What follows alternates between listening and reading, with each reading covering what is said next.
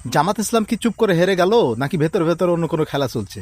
অবশেষে জামাত ইসলাম তাদের যে পরিমাণ সমর্থক বাংলাদেশে ছিল তারা অর্ধেক কিন্তু হারিয়ে ফেলেছে।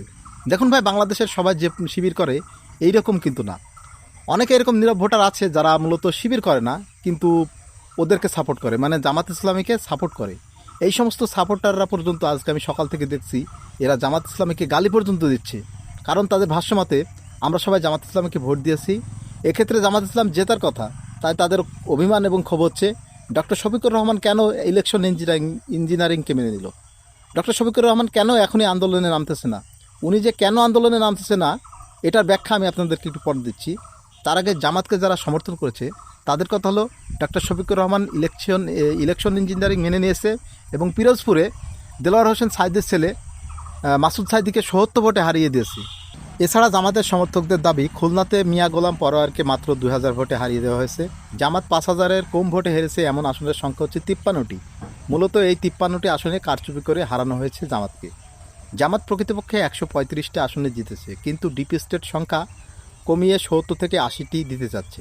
৫৭টি আসনে জামাত প্রার্থীর বিপরীতে বিএনপি প্রার্থীর ভোটের ব্যবধান হচ্ছে মাত্র ৭০টি থেকে ২,০০০, ২, ৩, ৪, ৫,০০০। নির্বাচন কতটা প্রতিদ্বন্দ্বিতা হয়েছে এই সব আসনগুলি দেখলে বোঝা যায়। তাদের এই সমস্ত কথার মূল বক্তব্য হলো কারচুপি বা ষড়যন্ত্র না হলে আরও অনেক বেশি আসনে জামাত জোটের প্রার্থীরা জয়লাভ করতেন।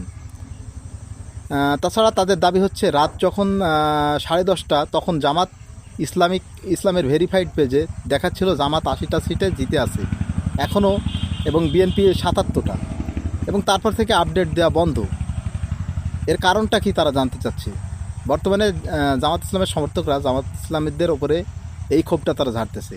আবার আজ সকালে এলডিপির অলি আহমেদ দাবি করেছেন ভোটে কারচুপি হয়েছে। তাছাড়া জামাত সমর্থকদের দাবি ঢাকা ১৭ আসনে যখন আমরা দেখছিলাম যে খালিদুজ্জামান জয় হতে যাচ্ছে, হঠাৎ ফলাফল আটকে যাওয়ার কারণ কি? আবার ঢাকা ৮-এ একই অবস্থা, সেখানেও মির্জা আব্বাসকে জিতিয়ে দেওয়া হয়েছে বলে দাবি করছে। এখন তাদের প্রশ্ন হচ্ছে জামাত ইসলাম নীরব কেন? তারা কেন আন্দোলনে নামছে না? তবে কি তারাও তলে তলে এক হয়ে গেছে? জামাতের আমিরের কথার ভিতরে কোনো তেজ পাচ্ছি না কেন? সত্যি কথা বলতে জামাতকে যারা সাপোর্ট করত, যারা তারেক রহমানকে ইন্টার পাস বলেছিল, এই সমস্ত তৃণমূল পর্যায়ের মানুষগুলো খুবই সমস্যার ভিতরে আছে এবং গতকাল বেশ কিছু জায়গায় তাদের উপর হামলাও করা হয়েছে। এখন আসি জামাতের আমির কেন আন্দোলনে নামতে যাচ্ছে না। কারণ হিসেবে তারা বলতে চাচ্ছে ফ্যাসিবাদ আন্দোলনের পর দেশ কেবল একটু শান্ত হতে শুরু করেছে। মানুষ আগে ভোটটাই দিতে পারতো না, এখন অন্তত ভোটটা সুষ্ঠুভাবে দিতে পারতেছে। আরও কিছু কথা আছে সেগুলো ওনারা হাইড করতেছে। এখন বলতেছে যে দেশটা কেবল একটু ঘুরে দাঁড়ানোর চেষ্টা হয়তো করছে। সো এই সময় বিরোধিতা করে দেশে আবার অরাজকতার সৃষ্টি করতে বর্তমানে তারা চাচ্ছে না।